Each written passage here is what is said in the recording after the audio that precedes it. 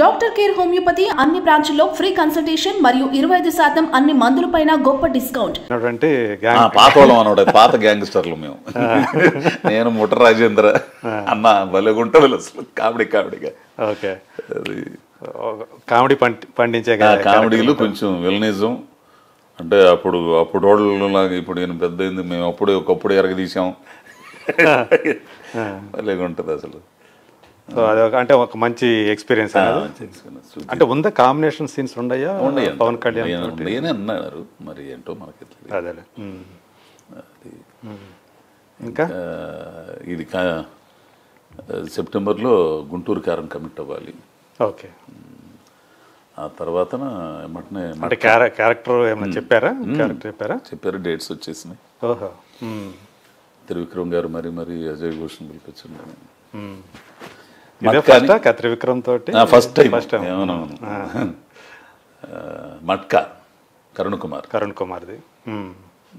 అది కమిట్ అవ్వాలి. నేను హీరో గారు మంచి త్రూఅవుట్ కాంబినేషన్, మంచి క్యారెక్టర్ అది. ఓకే, వరుణ్ తేజ్ది. దాని తర్వాత ఇక మా బుచ్చిబాబు, ఉప్పిన బుచ్చిబాబు, రామ్ చరణ్ తోటి దాంట్లో కూడా కమిట్ అయ్యావా? కమిట్ ఇంకా బిగిన్ కాలేదు. ఓకే, మొన్న పిలిపించి చెప్పాడు క్యారెక్టర్. అట్లాగే మంచి సినిమాలు ఉన్నాయి చేతిలో, మంచి పాత్రలు ఉన్నాయి. శంకర్, ఇంకో విషయం, దిల్ రాజు గారిది శంకర్ సినిమా ఒకటి రామ్ చరణ్ది, అందులో ఏదో చిన్న క్యారెక్టర్ ఉన్నారు, గేమ్ చేంజర్. దాంట్లో కమిట్ అవ్వాలి. రేపు 8వ తారీఖు నుంచి అది. ఓకే, 8 నుంచి ఉందా షూట్? ఉందా? 8 నుంచి ఉంది. అది కమిట్ అవ్వాలి. అట్లా మంచి ప్రాజెక్టులు ఉన్నాయి. తమిళ్ అయితే వీటి కోసం అని చెప్పేసి డేట్లతో తమిళ్ 2 సినిమాలు వదిలేసాయి ఇప్పుడు మళ్ళీ. అవునా? సినిమాలు వేసాను. ఇప్పుడు సుహాస్తో ఒక సినిమా డైరెక్టర్ బాలాజీ అని చెప్పేసి తమిళ కుర్రోడు తెలుగు సినిమా చేస్తున్నాడు. సుహాస్ తోటి తెలుగు తమిళ 2. అతను కథ ఏదో చెప్పడానికి వస్తున్నాడు 2-3 రోజులు చెన్నై నుంచి. తమిళ ఇంకో కుర్రోడు కూడా ఉన్నాడు, అతని పేరేంటి, బాలమురుగన్ ఏదో ఉంది. అతను కొంచెం సరేలే బారండి. సో ఫస్ట్ టైం మొత్తానికి పవన్ కళ్యాణ్ తోటి, తర్వాత మహేష్ బాబు తోటి ప్రాజెక్టులో చేస్తున్నావు ఇప్పుడు. సో ఏంటి ఇప్పుడు వేటపాలెం అంటే మర్చిపోయి చెప్పడం అసలు. ఇంకా నీకు మంచి దోస్తు అసలు, బాబోయ్ నన్నైతే నాకు మంచి దోస్తు. నా మీద పోట్లాడి అసలు మామూలుగా అసలు గోపీచంద్ అల్లేని వీరసింహారెడ్డి ఒంగోలియన్ అని అదే క్రాక్ లో పెట్టుకోలేకపోయినా బాధపడి పాపం మొన్నే మళ్ళీ వెళ్ళి ఆఫీస్కి నెక్స్ట్ సినిమా మళ్ళీ రవితేజతో. ఓకే, మన ఏరియాలోనే అంటారు షూటింగ్ కూడా. అవునా? ఇది జరుగుతూనే మెయిన్ క్యారెక్టర్ ఒకటి అన్నాడు, అదేదో పీరియడ్ ఫిలిం అనుకుంటా కదా, మెయిన్ క్యారెక్టర్ అన్నాడు. ఓకే బాయ్ అని చెప్పాను. అది ఒకటి. గోపీచంద్ వదలడం మంచివాడు అబ్బాయి. సో ఇలాంటి అంటే మన యొక్క ఏదంటాము రిలేషన్షిప్సే అంతే వాళ్ళతో మనం ఏర్పరచుకున్నట్టు బంధాలే కదా ఇవన్నీ కూడా. కాకపోతే సినిమా అనేది ఒక మాయా ప్రపంచం అంటారు కదా, ఆ బంధాలు ఎంతకాలం ఉంటాయి అనేదే. అయితే నిజమే, అవి నీకేంది నాకేంది అన్నట్టు ఉంటుంది తప్పితే. కానీ కొంతమంది ఉంటారండి, వాళ్ళు మర్చిపోలేరు. రఘు కొంచెం కనపడితే అబ్బో ఎందుకులే, నేను ఇప్పుడు కనపడ్డాడు నీ పక్కన ఉన్నాడు అనుకో, నా జీవితాన్ని నాశనం చేసినాడు అని అంట. ఏరా బాగానే ఉండవు కదరా అని అంటుంటాడు. ఎందుకంటే నేను విజయవాడ సిటీకి వెళ్ళి ప్రోగ్రామ్ డైరెక్టర్ చేసుకునేవాడిని. అక్కడ ఏదో బతుకుతా అట్టుండేవాడిని. నా వర్క్ అంతా చూసి ఇక్కడ ఎందుకు రాను రా, భలే ఉంది, విశాలమైన ప్రపంచం ఉంది రాడా, ఇక్కడ అడవి కాచిన వెళ్ళైపోతుంది రారా అని అనేవాడు. ఎడితేరా ఇక్కడికి వస్తే మనకేం అర్థం కాల. పాప మాటి రఘు 3 నెలలు అక్కడే పెట్టు, ఎందుకు అజయ్తో చెప్పడం ఎందుకులే అని చెప్పి రఘు ఏం చేశాడు, సరే రూమ్లో ఉండను తెలిసిపోయింది 3 నెలలకి మనకి. బాబో ఇది మన వల్ల కదా, ఈ మనిషి కూడా కనపడ్డా ఏంది. తర్వాత పూరి గారితో అదే అన్న, నా జీవితాన్ని నాశనం చేశాడు సార్ ఇక్కడ పిలిపించాను. రఘు నిజంగా వల్ల ఇది రఘుతో. సో పూరి జగన్నాథ్ తోటి మంచి ఇదే ఉంది కదా జ్యోతిలక్ష్మి ఆ టైంలో. ఇప్పటికప్పటికప్పుడు మెసేజ్ చేస్తుంటాను.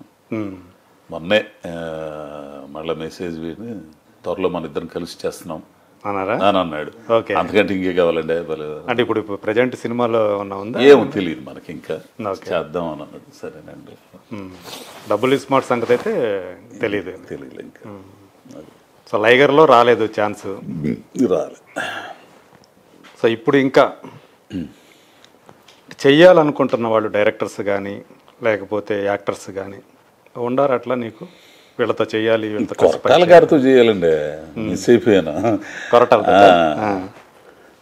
గారు నాకు చిరంజీవి గారిది కథ చెప్పేటప్పుడు ఆచార్య పిలిపించుకొని నాకు ఎంత అంటే ఆయన కథ చెబుతున్నాడు. ఇప్పుడు కూడా మనకు గోపిచంద్ అయితే మనకు బాగా దగ్గర మనిషిలాగా ఉంటాడు. అట్లానే ఇది మాట్లాడాము. ఇదంతా కూడా చూసి నేను ఇవన్నీ చూసి ఏమంటే మీరు కొరటాల సత్యనారాయణ గారు ఏమవుతారంటే వీళ్ళు తాతగారు ఏదో అవుతారట. అవునా? ఓకే. ఆ భావజాలం ఉంది ఆయనకి. ఆ భావజాలంతో మంచి మంచి కథలు అప్పుడు చేయాల్సింది. అప్పుడు కొంచెం ఆరోగ్యం ఇబ్బంది అయింది. ఇప్పుడు ఎన్టీఆర్ దాంట్లో ఉంటుంది అనుకున్నాను. మరి ఎందుకనో మరి చూద్దాం. దేవరాన్ని చేస్తున్నాడు కదా ఇప్పుడు. అదే ఇంకేమన్నా ఉండే అంబిషన్స్ ఉండయా నీకేమన్నా? ఏమున్నాయి, ఇక వస్తే చేస్తా వెళ్ళటమే. మంచి మంచి క్యారెక్టర్ అంటే ఒక మంచి కొత్తగా ఉండేటట్టుగా ఏదైనా చేయాలని అంతే. నీలో ఒక మంచి కథ కూడా ఉండాలి. రుద్రమాంబపురం అనే సినిమా మాకు మన ఏరియా చేసింది. మన ఏరియా మత్స్యకారుల మీద నీకు తెలుసు చాలా కథలు ఉంటాయి అక్కడ. అవును. నిన్న సముద్రం పక్క తిరుగుతూ ఉంటావు కాబట్టి వాళ్ళల్లో కలిసిపోయి ఆ కథ రాసి ఉంటావు. సో ఇంకో కథ నిమ్న జాతులకు సంబంధించి కథలు అయితే నాకు బాగా ఇంట్రెస్ట్ అవి ఉన్నాయి కొన్ని. త్వరలో ఇంకోటి మన యానాదులకు సంబంధించి ఒక కథ రాసేసావా? స్క్రిప్ట్ జరుగుతుంది. ఓకే. అంటే వాళ్ళ జీవితాలు అంటే వాళ్ళు ఎంత కళల విషయంలో కానీ వాళ్ళు మనకు అందరూ కనపడుతుంటారు. మన డ్యాన్స్లు అసలు అట్లా చూస్తే ఇట్లా పట్టేస్తారు. వాళ్ళ సపరేట్ జీవితం. అవును. ఊరు పెరిగే ఎక్కువగా ఉంటుంది. అట్లా కళ అనేది ఒక కళా రూపం ఏదైనా సరే అక్కడి నుంచే వస్తుంది. పని చేసుకునే వాళ్ళ దగ్గర నుంచి శ్రమలోంచే పుట్టుకొస్తుంది. దాన్ని వాళ్ళే బతికిస్తారు. దాన్ని కొందరు ఏంటంటే దాన్ని కమర్షియల్ చేసుకుని డబ్బులు సంపాదించుకుంటారు. ఆ నేపథ్యంలో కొంచెం అక్కడ ఉండే ఒక అమ్మాయి దాని కథ అనమాట. ఒక అమ్మాయి ఈశ్వరి అని చెప్పేసి అమ్మాయి కథ ఒకటి. అవునా? నిజ జీవితానికి ఓకే. నిజ జీవితంలో ఒక ప్రాచీన కళారూపాలు ఆటల నేపథ్యంలో అంటే ఇన్స్పైరింగ్ లాగా ఉంటుంది. ఓకే. అది ఒకటి జరుగుతుంది. అది కథ చేసేస్తే మనోడు కృష్ణ అని రెక్కి కృష్ణ. ఓ అవునా? ఓకే. రెక్కి కృష్ణతో మాట్లాడితే తను చేస్తాడేమో డైరెక్షన్ చూస్తున్నాను. ఈ వెబ్ సిరీస్ కూడా వస్తున్నాయి ఏమన్నా ఆఫర్? ఇప్పుడే యశ్రాజ్ బాంబే. అబ్బో దాని తర్వాత పుష్ప తర్వాత చాలా వచ్చినాయండి. యశ్ చోప్రా వాళ్ళది. యశ్ చోప్రా వాళ్ళది. అది యశ్రాజ్ ఫిలిమ్స్ అంటే అది ప్రజెంట్ ఆదిత్య చోప్రా. పుష్ప తర్వాత అసలు తెలుగు మలయాళంలో అయితే మలయాళంలో 3-4 ఫోన్ చేశారు. ఎందుకు వచ్చిన గొడవలు మనం కేరళ ఆడబోయి ఏం చేస్తాం కదా బాబు అనుకుని. హిందీలో వచ్చినాయి, మలయాళం నుంచి. ఇప్పుడు మలయాళం అయితే ఒక 3 రోజుల క్రితమే ఒక ఆయన ఫోన్ చేశాడు. ఒకసారి డైరెక్టర్ గారు కథ చెప్తారు అంటే సరేనండి. అదొకటి. ఇప్పుడు అదే వెబ్ సిరీస్, పెద్ద వెబ్ సిరీస్ చేయబోతున్నారు యశ్రాజ్ది. ఓకే. వాళ్ళు ఆడిషన్ ఒక్కసారి అని చెప్పేసి పంపించారు.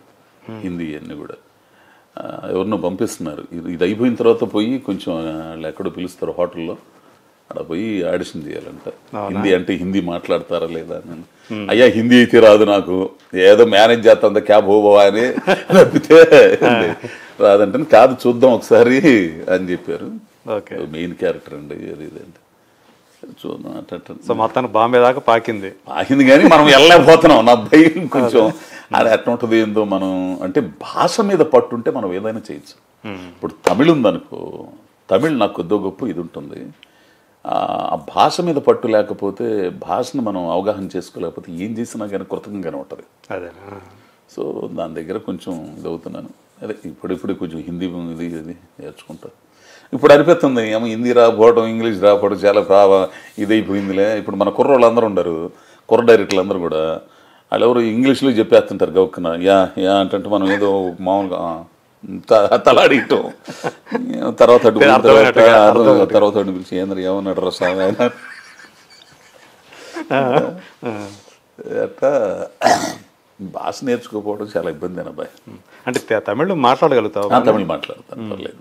శంకర్తో పనిచేయటం అనేది ఇప్పుడు అదే ఇప్పుడు పోయి ఒక మంచి అవకాశం, శంకర్తో కలిసి పనిచేయడం అనేది. దిల్ రాజు గారికి మాత్రం కృతజ్ఞతలు. నాకైతే మాత్రం దిల్ రాజు గారి దాంట్లోనే ఇంకో రెండు సినిమాలు అడిగారు. ఓకే. సో ఆరోగ్యం జాగ్రత్తగా కాపాడుకుంటున్నావా? అదేగా ఇప్పుడు అదే పని. ఇప్పుడు అప్పుడు రంగస్థలంలో నీకు ఏదైతే కాలు మాత్రం ఇంకా ఇబ్బంది పెడతానమాట. అంటే కొంచెం అంటే ఆ గుజ్జు పొర చిరిగిపోయింది కదా, చిరిగిపోయి వయసు పెరిగే కొద్దీ ఆ గుజ్జు కరిగిపోయే మోకాళ్ళ నొప్పులు వచ్చేది. అదే కుర్రోళ్ళుగా ఉన్నప్పుడైతే ఏదైనా దెబ్బ తగిలినా కానీ టేర్ అయినా కానీ పడుతుంటది. ఇప్పుడు ఏం తిన్నా కానీ ఏం చేసినా కానీ అది ఏమైంది, అది నొప్పులు వచ్చేస్తుంటాయి. అదొకటి. అంటే మామూలుగా నడవటానికి అట్లాగే నీ గుండెకి కూడా ఒక స్టంట్ ఉంది అనుకుంటా. ఏడు నుంచి ఎడతా కొయ్యటం మొత్తం అన్నీ అయిపోయింది. అసలు అయినా కానీ ఇంత ఉత్సాహంగా చెయ్యాల తప్పదంటే అదే చెబుతారు చూసా అవకాశాలు. అంటే ఒక టైంలో విచిత్రం అనిపించింది, అందరూ తెలిసిందే. ఇబ్బంది అంటే నువ్వు అన్నావే ఇట్లా ఎందుకు ఉండగలుగుతావు ఏంటి ఇది అని అంటే, ఒకప్పుడు మనకు ఏది ఉంటే అది వేసుకుని తినేసి వెళ్ళిపోయి ఏంది అప్పుడు లేక ఇప్పుడు ఉన్నా కూడా అలాగే ఉంటున్నావు. అది కదా నాకేమనిపించట్లే ఇప్పుడు. అయ్యేమన్నా పాపం ప్రొడక్షన్ వాళ్ళు వీళ్ళందరూ కూడా మంచి అన్నీ పంపిస్తారు. అజయ్ ఘోష్ అసిస్టెంట్లు నాయన ఇంత అటు చూడటం. ఇంటికాడి నుంచి అన్నం వండుకొని వెళ్తా నేను. అక్కడ కుక్కర్ పెట్టుకుని కూర ఏదో ఒకటి వండుకుని వెళ్తా. అవునా? ఉప్పు కారం ఇవి లేకుండా కొంచెం అంతంత వండుకొని అక్కడ తిన్నాం. పాపం అసిస్టెంట్లు వాళ్ళు మేనేజర్ తింటారు. కొంచెం కూర బీరకాయో దొండకాయో ఏదో ఒకటి వండుకొని పొద్దున్న 4 గంటలు వేసి వండుకొని అది తీసుకుని వెళ్తా. నీవంటే నా వంటే నేను స్వయం పాకం అంతే. ఈ జీవితం అంతా అది అయిపోయింది కదట. ఇంక నేను చేస్తా. ఇప్పుడు ఇంకో విషయం అదే పెద్ద గొడవ అదే ఈమెతో ఏమన్నా చేతి ఎందుకు ఇంత కారణం నీతో మా కూడు కదా నువ్వు ఒంటరికి బతికినాడు వెళ్ళిపోవా నువ్వు అసలు మొన్న కూడా నిన్నే కడుపు మంట వస్తున్నావా నువ్వు చేస్తుంటే అంటేను. ఇప్పుడు ఉప్పు తగ్గించాలంటే ఉప్పు ఉడిదితే కాదు కారం కూడా తగ్గిస్తేనే కానీ ఉండేది. అదే ఉప్పు తీసేస్తే ఉన్న కారం మంట ఇచ్చి దాంతోపాటు కారం కూడా తగ్గించాల. తగ్గిస్తే కొంచెం ఇదిగా ఉంటుంది. నువ్వు కారాన్ని నుంచి ఉప్పు తీసేస్తే అది మంట ఏముంటది. ఉప్పు తీయమన్నా ఒక ఉప్పే తీసానంటే అది సరే ఇబ్బంది పెట్టడం ఎందుకు లేని నా కూర నేను వండుకోవటం జీవితం అలవాటు అయిపోయింది అబ్బాయి.